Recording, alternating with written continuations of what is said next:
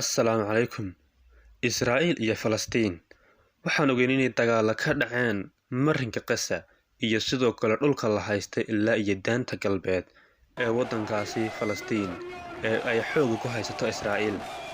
Haddaba mowduuceena waxaynu ku soo qaadan doonaa guusha Falastiiniyiinta ee ay kala hortageen cadowgooda iyo cadowga daran ee markaasi gumaystaha Israa'iil. Toddobaadyadii aan soo dhaafanay ilaa iyo dabayaaqadii bishii Ramadaan waxaa bilaabmay dagaal culus oo u dhexeeya xoogagga Falastiin iyo Israa'iil. Duulaanka waxaa lahayd Israa'iil iyo dhulboobka kadib markii ay xaafad ku taalla magaalada Qudus ee barakaysan ay dadka ku qasbeen inay guryahooda ka baxaan una banneeyaan inay soo gali doonaan dad Israa'iiliyiina. Laakiin arrinkaas oo ay ka diideen dadka deegaanka degganaa ayaa markii dambe waxaa bilaabantay rabshado isku dhacyo kuwaas oo lagu waxyeelay dad fara badan oo ah reer Falastiin. Kadibna waxaa bilaabantay in la isweydaarsado hub culculus kuwaas oo inta badan lagu garaacay magaalada Gaza. Magaaladan oo ah magaalo yar oo kooban oo ay ku nool yihiin dhowr milyan oo qof ayaa waxaa ku dhacay duqeymo culus, balse mucjisada cajiibka ah ayaa waxay noqotay kadib markii ay si la yaab leh iskaga difaaceen reer Falastiin. Dowladdii awoodda sheeganaysay ee Israa'iil ee ku faanaysay nidaamkeeda hawada Ayambo ama loo yaqaano Iron Dome kaas oo ay adduunka ku qancin jirtay ama ay mar walba u sheegi jirtay inuu yahay hubka ugu cajiibsan ee wax lagu difaaci karo markay noqoto dhinaca hawada. Waxay sheegeen inay dhaaftay 10% oo ay 90% qabteen hubka laga soo ganayay dhinaca Falastiin, balse runtii waxay 10kaasi ku noqdeen kuwo mucjiso ku abuuray oo joojiyay gebi ahaanba arrimihii nolosha Israa'iiliyiinta hadday noqoto dhinacyo fara badan sida horumarinta ganacsiyadii socday, howlihii gaarka ahaa, isku socodkii dadweynaha, iskuuladii, duulimaadyadii dhammaan ayaa istaagay kadib markii ay hadhka kaga dhigeen hub nool kaas oo Iron Dome ama Ayambo uu qaban waayay kadib markii uu si adag u garaacay magaalooyin fara badan oo ay leedahay Israa'iil dhulka la haysto ee xoog ay ku haystaan. Kadib waxay bilaabeen inay duqeeyaan magaalada Gaza halkaas oo ay aaminsan yihiin in laga soo weeraro lagana soo alifo sida markaasi loo soo ganayo hubka. Balse arrinka mucjisada ka sii daray ayaa waxa uu noqday kadib maadaama ay laba u kala go'an tahay Falastiin oo ay dhinacna joogaan Xamaas dhinacna Maxamuud Cabbaas in uusan u hanbaliyeyn guusha ay gaadheen Xamaas. Dabcan cidda la ishay waxay ahayd Xamaas. Kadib guryihii fara badnaa ee la burburiyey maalmihii lasoo dhaafay ayay durtaba bilaabeen reer Falastiin inay dib u hagaajistaan.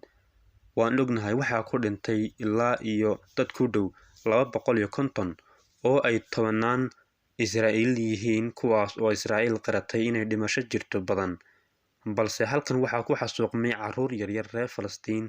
Sababtuna waa in ay mar walba xagga sare ka garaacayeen ee hawada oo ay si gaar ah u bartilmaameedsanayeen, laakiin inta badan bartilmaameedka hubka markaasi Xamaas ayaa baryihii hore la odhan jiray hawada ama meel bannaan ayuu ku dhici jiray. Laakiin dagaalkani wuxuu noqday mid cajiib ah oo adduunkoo dhan fajac geliyay iyo amakaag kadib markii ay dadku u haysteen in ay la jebin doono marka ugu horreysaba sida ay doontaan ay ka yeeli doonto Israa'iil. Laakiin arrinkani waxa uu noqday guul soo hoyatay reer Falastiin sida ay qoreen warbaahin iyo markaasi wargeysyo waaweyn oo reer galbeeda oo arrinkan falanqeynayay.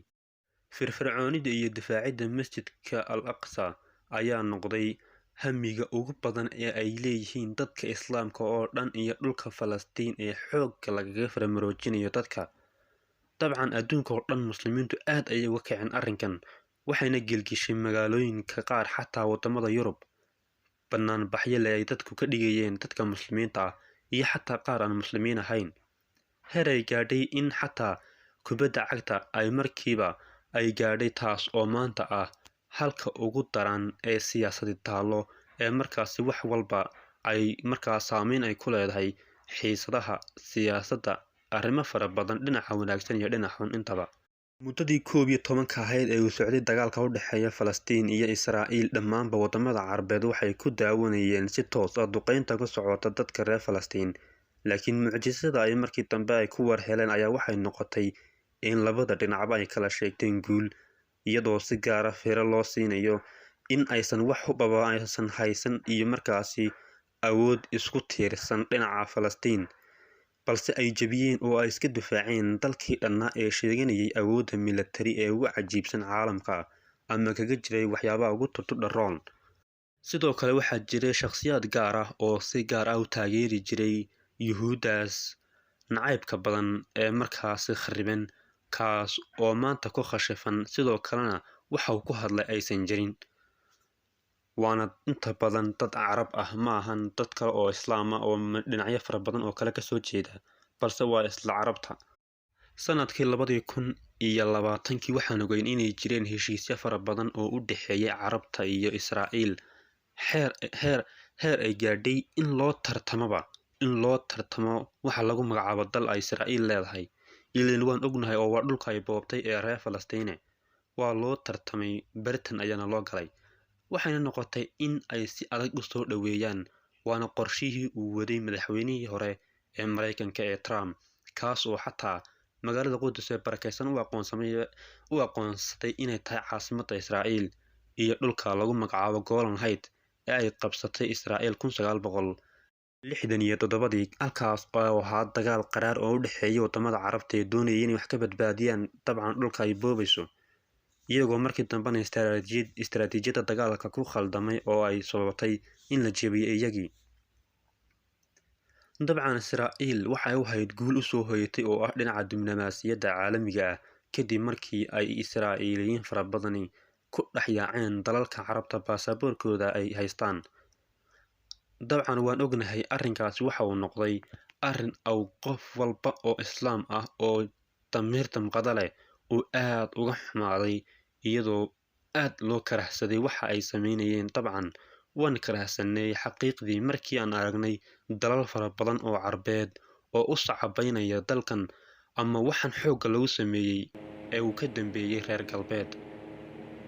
markii halkan la keenayay dadkan waxay ahaayeen dad laga kala keenay bariga waddanka Ruushka iyo bariga Yurub, sababtuna waxay ahayd in ay iyagu dalbadeen, waa yuhuud in iyagu dalbadeen in loo sameeyo dhul, kadib maadaama ay yihiin dad ku firfircoon sida la sheego dhinaca dhaqaalaha sameynta.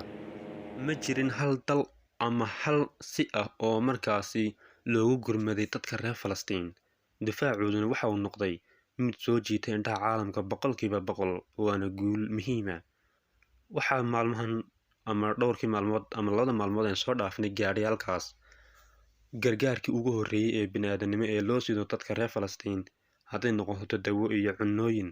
dadkuna si xasiloon ay durtaba u soo baxeen, guryahoodina ay ugu noqdeen, waana wax aad Ilaahay loogu mahadiyo. waana sida ay sameeyeen inay markiiba guusha ay u dabaaldegeen iyo sida ay isku difaaceen. dagaal kadib waxaa dhacay masiibadan cajiibka ah ee ahayd in Israa'iil ay madaxa qabsato xaqiiqdii, waana mucjisada in la kala saari waayey cidda markaasi qacan sarreysay. waan ognahay hub iyo wax walba way haystaan Israa'iil, laakiin guush waxay raacday markii la eego in awoodda Ilaahay dhammaystiran tahay, wax walbana ay u socdaan qadarta Ilaahay iyo qaabka Ilaahay wax uu doono u maamulo, in ay guushu raacdo Falastiin. waa guul la mahadiyo oo aad muhiim uga gebi ahaanba dunida islaamka, iyo sidoo kale masjidka Al Aqsa iyo xaafadda Sheekh Jarraax ee markaas ay rabashada ugu badan ka bilaabantay dabayaaqadii bishii Ramadaan. gargaaradaas durtaba gaadhay waxay geysteen kaalin muhiima oo ay durtaba bulshada reer Falastiin aad ugu baahnaayeen.